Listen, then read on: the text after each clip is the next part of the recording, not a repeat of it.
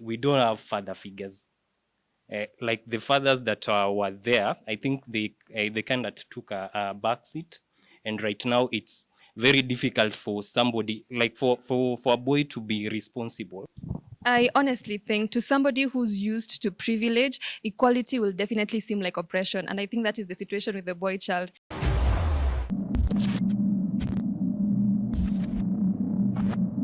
Great people, hello and welcome back to the Tuko Freshy. This is yet another edition, and we told you we'll keep doing this again and again. And today we are here at the Kenya National Library, or the Kibera Library here in Kibera, or Langata if you want to call it so. And today we are here because you asked us to cover another yet great episode to bring young people to debate on one topic of interest that everyone has been talking about across the country right now, the topic of the boy child being neglected. The question we want to tackle in this session here today is, has the boy child been neglected? If so, how? And if no, then what is driving this perception? My name is Okotho Pondo, and before we go to the whole straight to where the discussion is happening, allow me bring one of the participants of this great session today, just to tell us why she's here and what got her interested in this topic. Hello, how are you? I'm fine. Hold the microphone for yourself. What's your name? My name is Kimberly Sandra. Yes, I got interested with this topic because I feel like right now is the time where the men are coming up to ask if they have been neglected, and women have been suffering for so long, and right now it's the time for us to actually enjoy the fruits of what our forerunners did when they were fighting for women's rights. So bringing up this conversation, just for me, it looks like we're bringing up gender wars, and that is something that I'm really looking forward to hear during our conversation. Yes.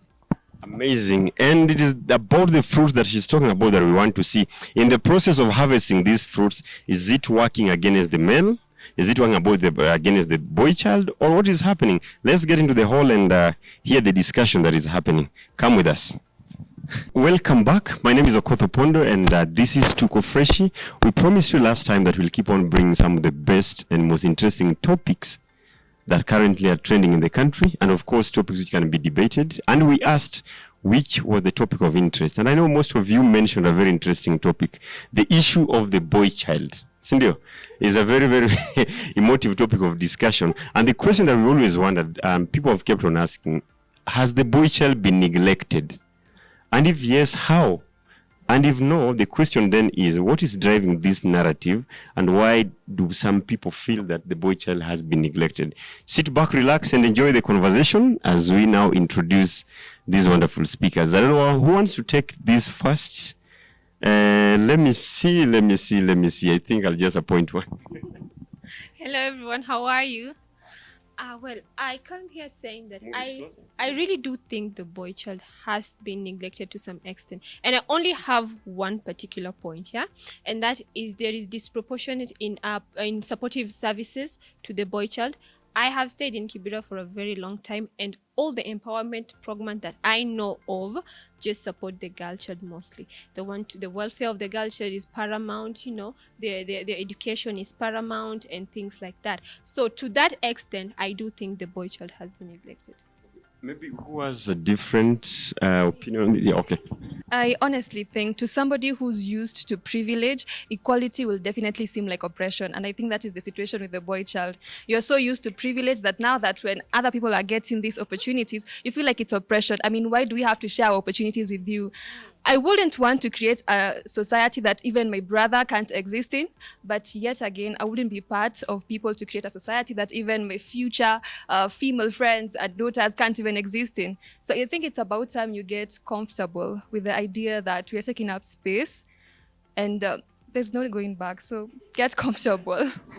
I think no, to a certain extent, because anyway, at the end of the day, we are a patriarchal society. So you can't start telling me now, since our issues have come as well with technology, and I think that's why it seems like the boy child has been neglected, is because now women affairs are with social media, they're with mainstream media, there's whatever program in Citizen, in whatever, that is caters to women. That's why it seems like, oh, hakuna program ya wanaume.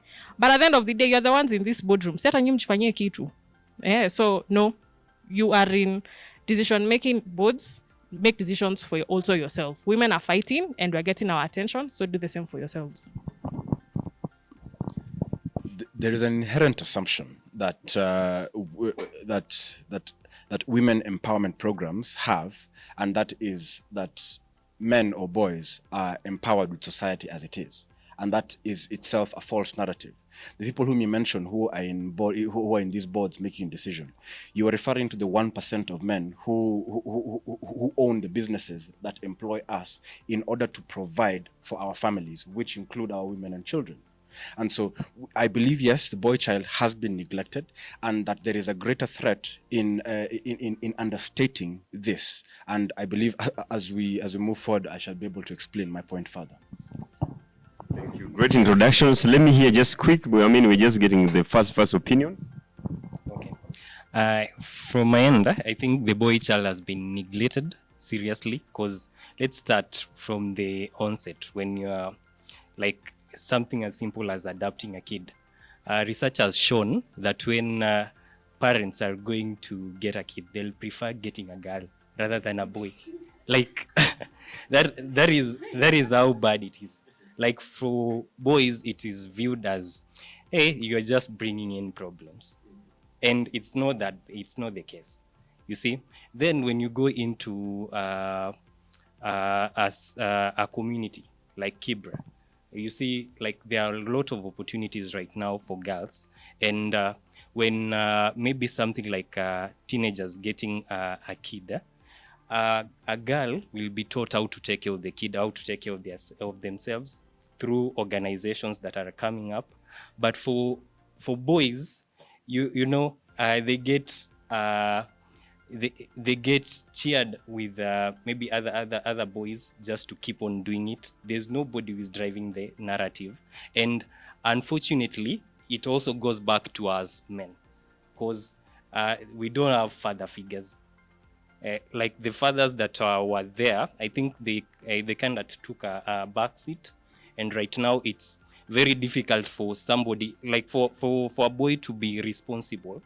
It's just up to you to do it. It's not like there's somebody you are looking up to. But for women, for somebody, for a girl to be responsible, at least there's a mentor, there's a program or a project that is going on within a community for them just to be in a position to be better. But for a boy child, it's just difficult.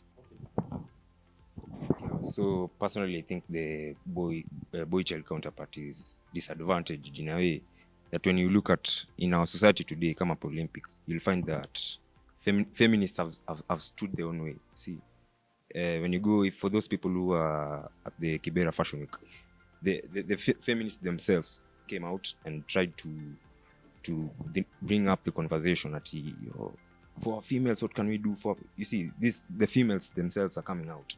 But then for us, I can't say that we have the role models or for people to mold us. No. Yeah. I personally feel that the boy child has not been neglected. And I feel like this is now just going to bring another gender war, because our forerunners as women, and I'm going to say it with a lot of confidence, they fought for us to be sitting here today and also sit in this panel. So when it's time for us to just sit back and enjoy the fruits of the hard work that they put in straight from after World War II, during industrialization, now when it's time for us to just sit back and enjoy this is now when we bring up a topic about, has the boy child been neglected? They have not been neglected. We are just taking up space. The question is, are you people ready to share the space with us? That is interesting. Maybe we can pick it from where she has stopped. The issue of now women enjoying the fruits of their labor. Why is it that now when they're enjoying the fruits of their labor, some people feel like this is working against the boy child? Opondo, in an attempt to enjoy this fruit of the labor, and let's be very honest, what these women post World War, what they really were fighting for is a patriarchy system that really oppressed the woman. It really did oppress the women very, very much. And to think that, but now feminism has really much evolved, and what we saw back then as feminists is no longer the feminism that is right now. The feminism that we are dealing with here is men versus women. You know, I think it is very hypocritical, right? To sit back and say, okay, as women, we are taking spaces, be comfortable with us taking spaces, but we also demand something from the men. You know, it's a bit very, I think, hypocritical that we would want them to be men, as you know, they say, and still take those spaces as it is. I think we have individual spaces for ourselves to function in a society. My question to you, where do you stand? Why? Where do you stand at this? I think the boy child has been neglected. Yes, I do. The boy child has been neglected. Okay, fine. And I support what Kimberly has said. And this is because if you look at the likes of the late Professor Wangari Maathai, being the first African woman to win a Nobel Peace Prize, after how many years, to be honest? You want to mean this continent did not have scholars who are women? You get my point? Like, I feel like the issue should no longer be how uncomfortable it is to share space. It is just like, okay, now that all our minds are together, let's expand the resources that we are all fighting for. Because at the end of the day, we are all fighting for opportunities. We're all fighting for resources that initially was automatically to men. But now there are women sitting at these tables that have fought for their seats to be at that table. Now, sasa tumefika hapo, let's do this. Okay, if this company was making a profit of say 20% and whatever, let's expand this to 40 so that each and every person in this organization equally can get a share of the profit that was made. That's how just I generally look at it. Because sasa itakuwa gender war instead okay, sasa tumefika hapa, sasa to do. Let's just be productive. Get my point? So let us enjoy. At the same time, let us expand what we have because we are fighting for resources. I believe we're missing the point. It has begun off from a weak standpoint. Allow me to pemawe kidogo. And this is what I mean. You see, feminism did not begin as a plight for African women. It began as a plight for white women in their society. In African society, the plight of African women is different. So therefore, by definition, I am a feminist because I am for equal rights for both men and women, right? But here, but at the same time, we're talking about a situation, a movement that has evolved right now that is led by largely a group that I would refer as toxic feminists, who are portraying this battle as it is ever more emerging as men versus women. And I urge on, and as I speak on to fellow men, I tell them that it is not men versus women. It is us versus the problem. But then it begs the question, what is the problem? So I represent a new type of man, a new type of African man who acknowledges the importance and the value of women in society. That as much as there are problems with the patriarchy, they must be resolved, but not replaced by a matriarchy. And I'm not saying, and so fundamentally what I'm saying is there has to be a perfect balance between the patriarchy and the matriarchy, as this will provide us a solution to now what you mentioned, these gender wars as they would become. Hence, what I would prefer to hear as a stronger defense, what is your plight as an African woman? Hence, maybe I can pose a question to you. Are you oppressed? Okay. And that definitely should be a topic for another day, because if you're not careful, we might just be having a discussion within a discussion, right? So for someone who is watching, maybe a young boy at home, seated maybe somewhere in Muranga or Kilifi or somewhere, right? I want us now to look at issues like access to education opportunities, job opportunities, even in growth in job opportunities itself, the empowerment that we talk about in the communities, because one of you here mentioned the point of most of the empowerment programs in the community are geared towards the girl child. Does it now mean that the boy child has been left out? I think that's now where maybe we need to tackle a bit. Then we'll come to these other issues later. Who is brave enough now to face it by the horns? Speaking about the empowerment programs and the education programs that we have for women, and we also have for the youth in general. So we have women who actually went through that process where they could not access education, where they were oppressed, where they had to go into early marriages. And now they stood up and said, I am not going to just watch the next generation follow in the same line. So they started these programs. They started these empowerment programs where they even pay school fees for young girls who are from maybe the Ma culture, you see. And also for the boys, it is there. When you look at Wings to Fly does not give scholarships for ladies and scholarships for boys. it gives scholarships to every child who is not able to pay for school fees. But now the problem starts with the men who are before these young boys. What have they done? What have they done for these kids? What have they done? Because we can see women actually stood up and said, we have to carry these kids. We have to help them. We have to mentor. We have to nurture. This question also comes to the men who were before the current generation.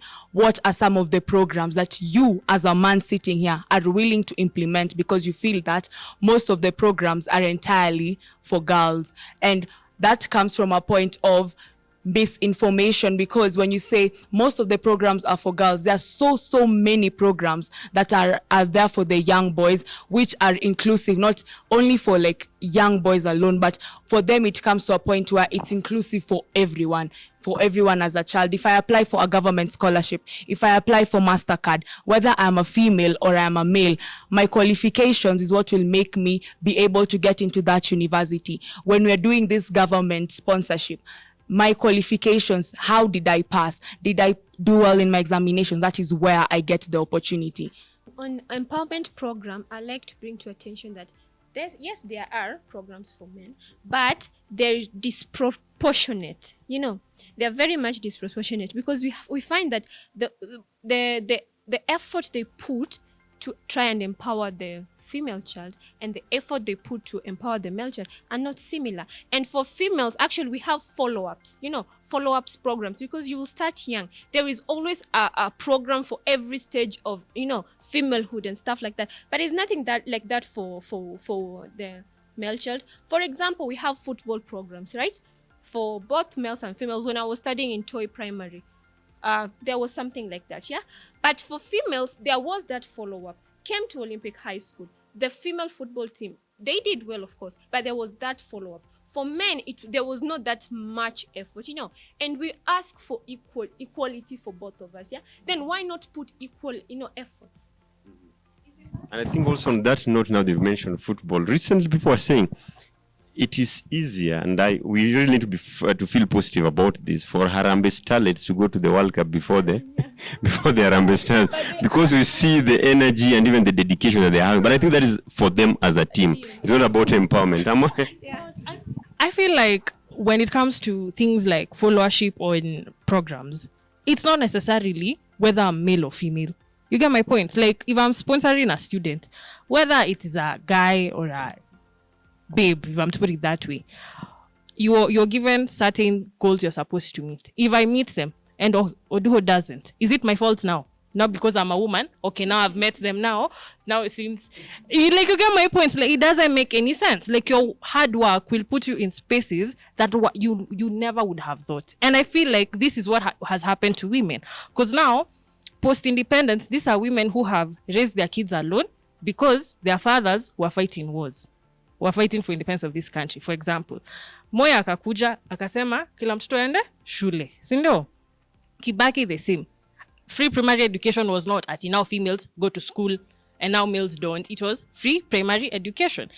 Uhuru akakuja akasema free secondary day school education. It was for everyone. So mimi, if I put effort and my male counterpart doesn't, now is it my fault now because he's male? You get my point? Like, your hard work will give you and push you to spaces that you would never have thought. So the question we should now start begging is, are now the current generation of men lazy? If I'm to put it, and I quote it, or is it that there isn't that follow, like hawajitolei tu hamjitumi? That's the question now. Yeah. So I mean, you raise a very good point, and I mean, are men of this generation lazy? And the question is, are they empowered? And the answer is not, right? That the women are more active simply because they were empowered. So, for example, I remember when I was in primary school, UN women would come and speak exclusively to girls, as the boys were being left in class to make noise and play games, without supervision from the teacher. So from that point hence, were we neglected? Yes, because there was an inherent assumption that in these programs that society already empowers boys, which is a false narrative. Yeah, and so that now, fast forward to today. I give an example where in my management class, there were only so there was 10 of us. There was only 2 boys and 8 girls. Yeah, and largely, as I would walk around the campus, there were largely more women than there were men. And so fundamentally, I can attribute this to the fact that that indeed these women empowerment programs, the girl child empowerment programs, were successful. And that is why there is higher attendance of women in higher education today, right? And so, for example, even when it comes to jobs, these opportunities, you talk about access to that is based on merit. But you see, if you and I were to apply for the same job, yeah, and we have the same qualities, you would get the job and I would not, because you are a woman. When we talk about getting jobs and I send in my CV, you send in your CV, let me tell you the truth. You will have a higher chance of being called for that interview than I will. Or the both of us will be called to that interview, but there'll also be another, how can I put it? There'll be the panel sitting there. They will look at me first and be like, are you pretty? We're applying for the same job. They look at me and are you pretty enough for this? Or, okay, why are you dressed in that manner? You get what I'm saying?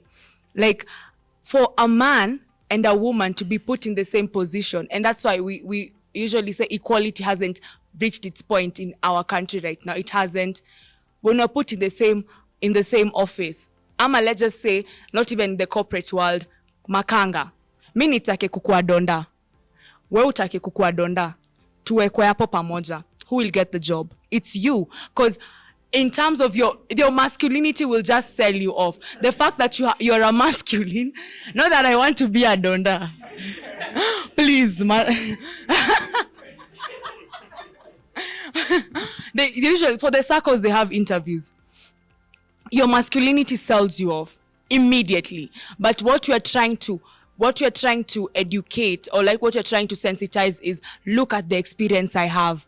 Look at my experience. And right now, what Vicky said, the men in this generation are lazy, for capital L for lazy.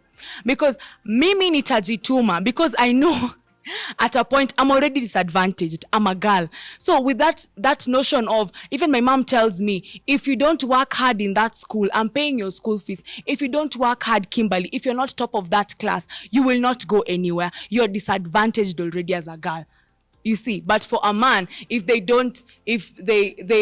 choose to work, to read in class, if they choose not to, there's always an opportunity that they'll get at the end of the day. But for me as a girl, if my path is international relations, there are delegations where countries you can't go as a woman. You can't. They have laws there. Middle Eastern countries, some Middle Eastern countries, you can't go there. A delegation cannot go there with the woman. And if you go there, you're not going to make a decision. You're not going to talk. You're going to keep quiet. And that's something we're also trying to talk about right now. But since we're not in that topic, we're talking about women and men complaining that they're not. I'll just allow another panelist to speak. I don't want to be biased. From the panel, it seems you're already neglecting the boy child, right? Let's hear from the boys in the panel. Okay. Looking at this conversation, the problem is not really the boy versus the girl. We are talking about the boy. It's not really the boy versus the girl. When you look at it from the angle of the girls are taking in the opportunities and the boys are not really taking in the opportunities, it will be more of we are fighting each other. But the goal is to make sure I'm empowered. When I want to marry you, it doesn't become difficult for me to do it, because you are not like, you don't have access to opportunities more than I do. You see? Will it be difficult for you? let me tell you. You know, when okay, it will be. Let me talk. Yeah. So here is the case. When let's just go back to the relationship aspect. When we want to start something together, and I'm not capable of doing that. I'm not capable, maybe because of my education, maybe because of resources, that will really render me not really be in a position to do that. And that's why we are saying that here we are not really talking about the girl and versus the boy. We are talking about the boy. Am I able to meet my need in the society right now? The reality is we are not, because we are not really empowered to meet that. To some extent, it's because the focus has been really to the girl child in terms of making sure they are better, which is good. It's not really bad, it's good because you are able to get the positions. But are we able to match the energy? The question on the energy, right? So last time in the last month's episode, we were tackling on the issue of young people just being generally lazy. But today it seems again it is switching now to men being the lazy ones, right? Do you think men of today are generally lazy? Personally, I don't think they are lazy. It's just a small percentage of men that are lazy, you know? Because kuna tu kunja wanajituma. Okay, it's a small percentage of the boys who are lazy. I don't think, I think men have been neglected in many ways. For example, if you look at Citizen, we have Mwanamke Bomba. They show the way women are doing stuff out here. Sayo mtoto ako na tractor. There's also a man who has a tractor, but he's not appearing in the television. That's how you see. Also, there's this incident that happened juzi for this lady who locked that man kwa gari. Amemfungia kila mtu anatetea the lady, she's right, but she's not, ukikuja kuangalia, because that is abduction. How do you lock a person na kaa una drive na yati, we go for a road trip? But if a man did that, the man angekuwa probably arrested by now, because why would he lock a lady? I think I'd say first, Bill, I think it's unfair. We can't talk about boys and privilege without talking about girls. It's unfair to try to remove us out of this conversation, because who are they getting privilege over other girls? Sindio, see, on my worst day, I'd rather be a toxic feminist than a patriarch princess. And for that reason, I think on my worst day. And I think like it's unfair. Like you're saying women are in higher institutions, there are many, but who is taking up spaces in the important positions? Like the positions that really make the difference and they really matter.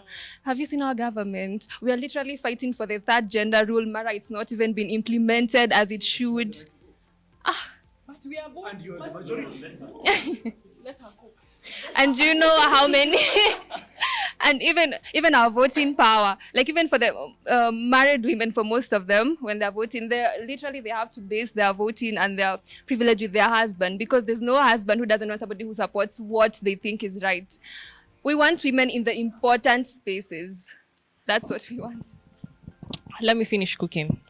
Yeah, continue the cooking. And I also feel like when we talk about access to education, access to opportunities, relationships and everything, tunaongea kama Nairobians. Sawa? Tunaweza elewa hivyo. Because msao, there are parts of people in this country who say, hii ni Kenya A. Malo alishi ni Kenya B. When you go back to the communities that have been marginalized for generations till date, are women able to even sit and have the same conversation that we are having? Thank you. So now, when you say, Atisasa, it's not about women, it's not about men. There are places in this country where men still hold so much power. And those are the people we want to speak towards. Wasichana wa Nairobi, munaweza tuchukia, to be honest. Because now, as we have education, we have internet, we can see things. But there's someone somewhere who's still struggling to be heard. And regardless of what you say, msisahau pia si biologically, we also have our own issues now, which also affect how we navigate ourselves as women, and which also affect the advantage that sometimes you get over us. Because employer atakuja angalie, sahi wataanza kuambiwa, menstrual leave. Sinaanza kuna places iko executed. Kuna maternity leave. Na mimi nikitoka maternity leave, na uduho mwenye hakuwa, siezi catch up to uduho. So si benefit the organization at the end of the day. So women are better in their prime. But now when we get older, we really aren't. You get my point? So bado kinaturamba regardless whether we're empowered or not. So, unaelewa? I want to ask. Just a moment. Even now as Shika comes in, I'm really interested to hear those who are saying that boys are not neglected. So then what is driving this narrative? Like what is causing this, right? Okay. Okay, upon that, I want to bring to attention, like, you see, if a man is, you say that men hold powers. I really don't see a problem with a man holding power. Let me explain why. Yeah, I don't have a problem with a man holding power because, Nani Kimberly mentioned an issue in the Middle East where women are not, in the panels that make the major decisions. Yeah, this is simply because the issue there is they have the Islamic culture, and I would like to bring it because as a Muslim also, and we give men, actually the Quran says that men are responsible for women. Okay, and they hold that to high regard. They're responsible financially and all those issues. But the society in the Middle East, for example, Dubai or EAU, whatever it's called, UAE and Qatar, and Qatar and all, the economies are high. Those women are not complaining that these men are holding this power because it is benefiting them at the end of the day. So if a man has the power and it is benefiting me, what is the issue? So here the problem is that we have the power, but okay. I also don't have a problem with a man holding the power. I don't have a problem.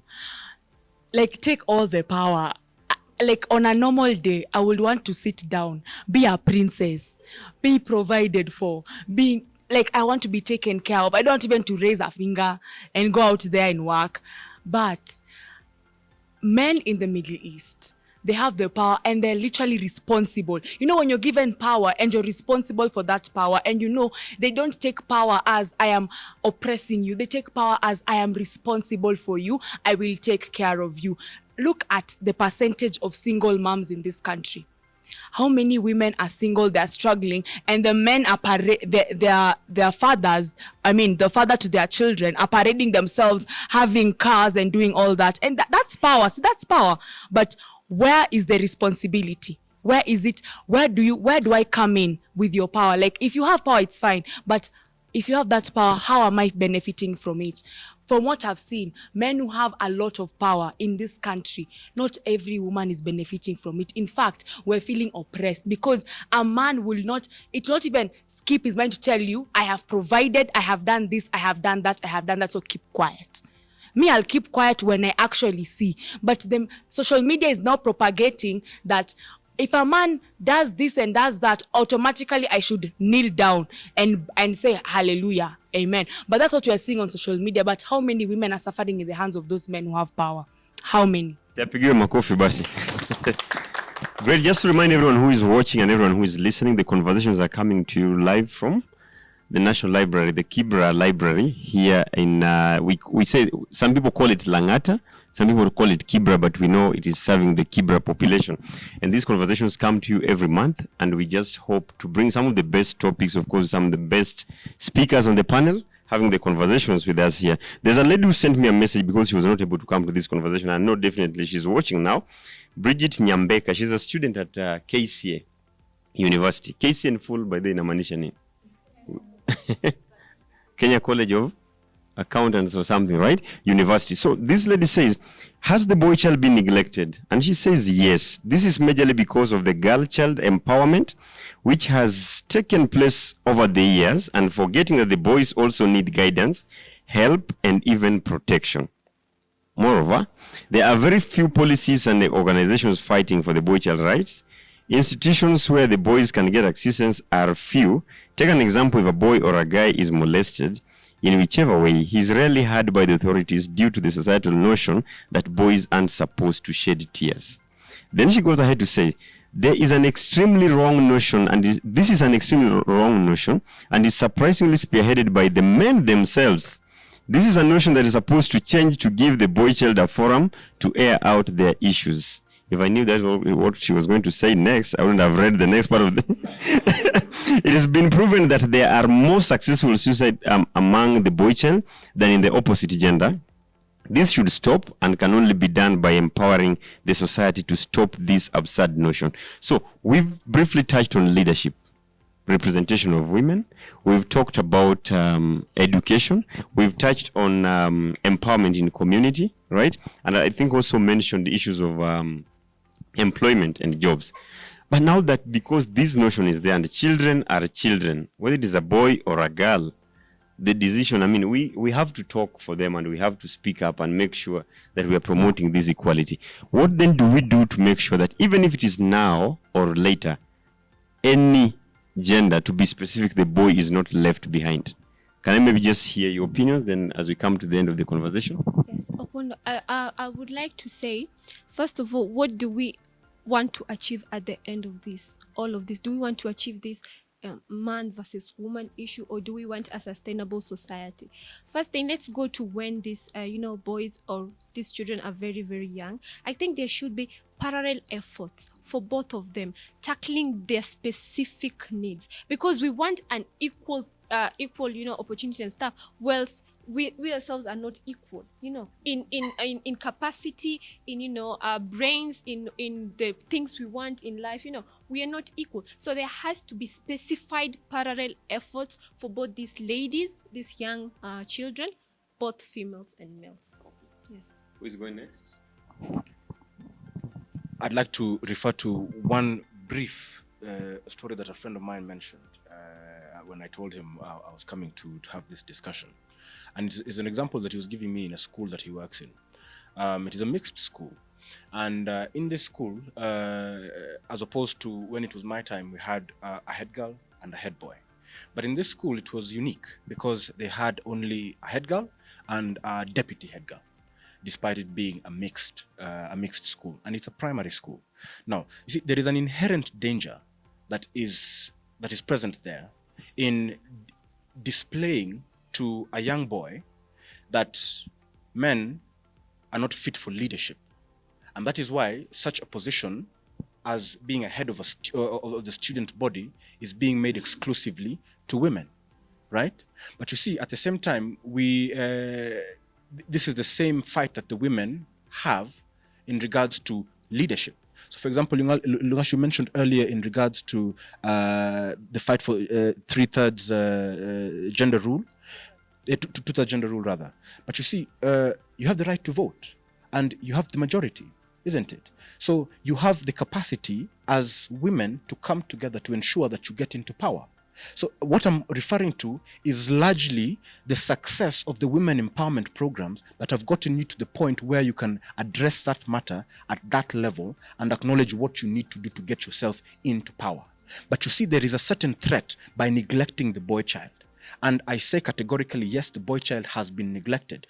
The majority of the problems in society are caused by indisciplined men. Right? And as long as these men and as long as young boys are continuously neglected, these problems will increase in society. And therefore the question is, what kind of society would we like to live in?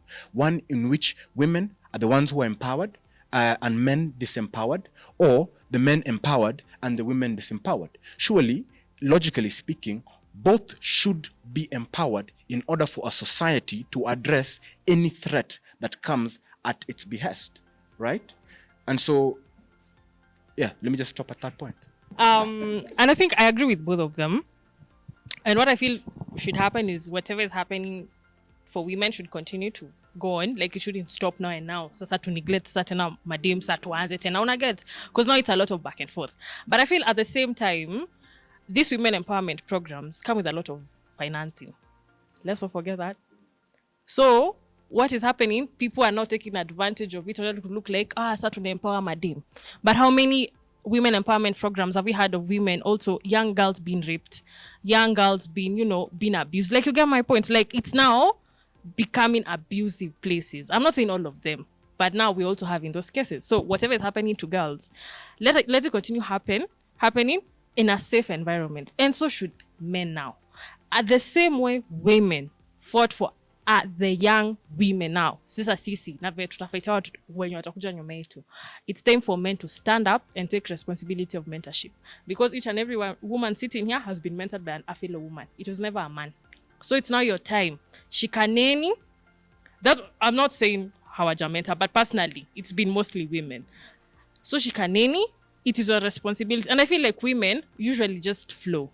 So many kiona whatever Oduho is doing and it is a justified cause, I'll chip in here and there. And you see, let's pool resources both ways now.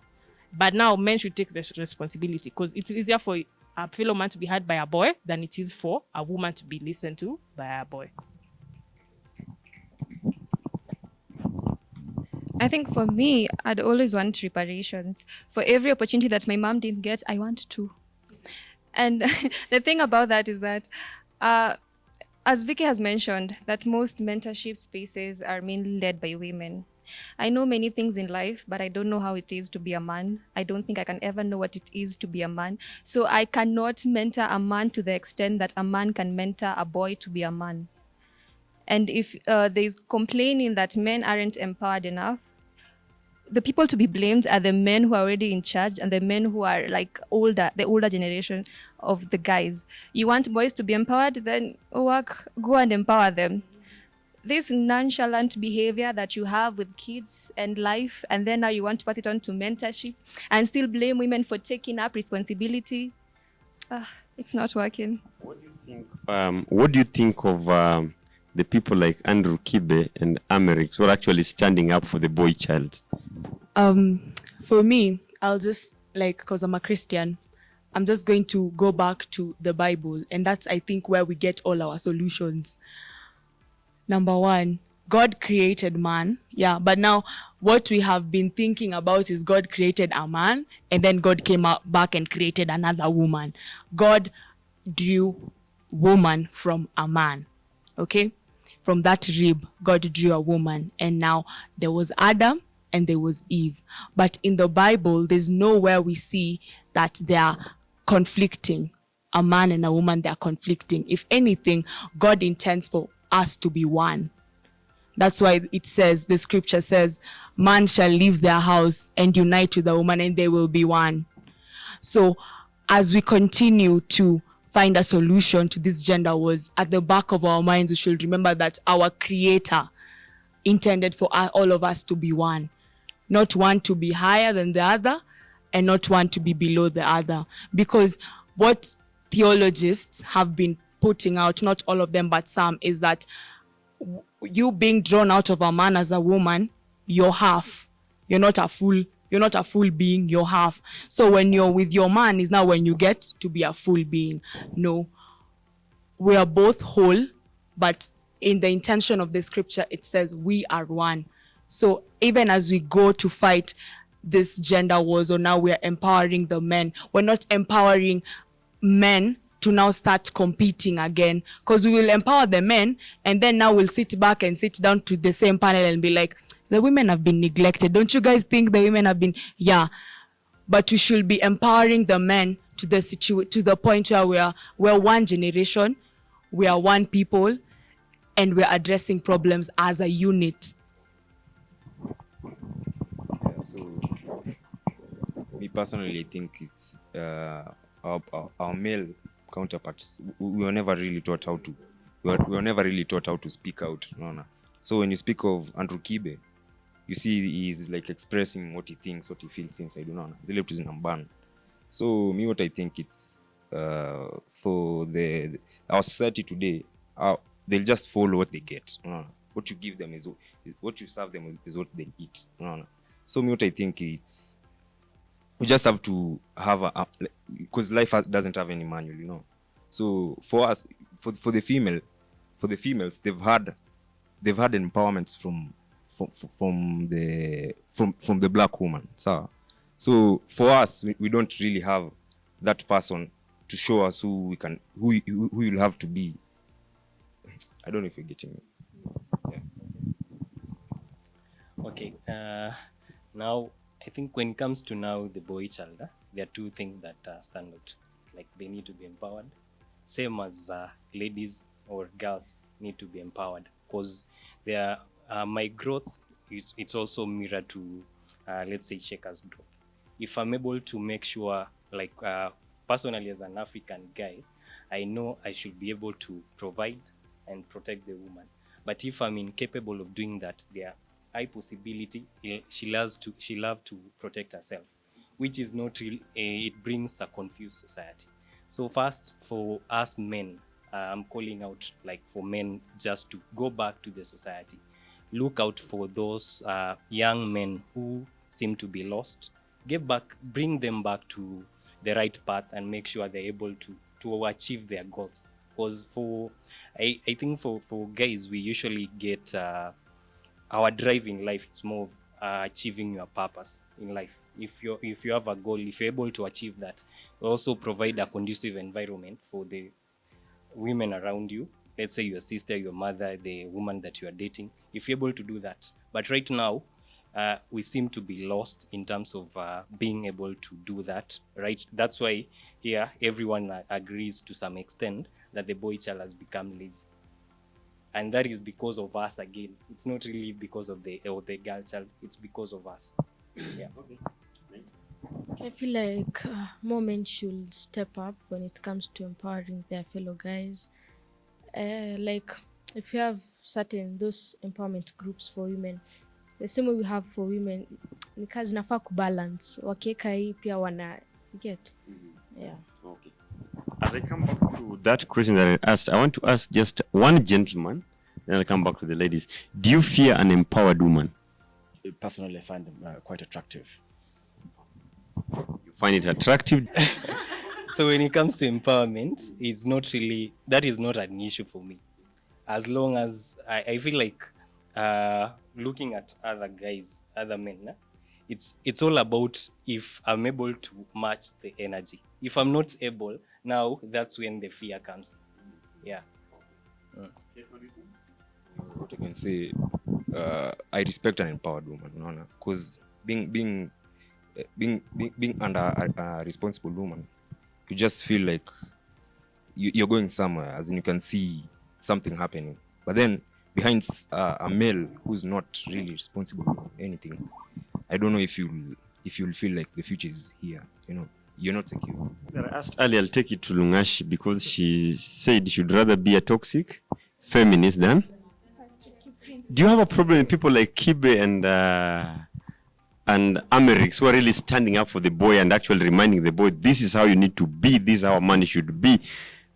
Is there a problem with that? If another man rises and now tries to tell men, this is how a man needs to be and this is how you need to deal with the ladies? I don't have a problem with a man trying to show other men what it is to be a man.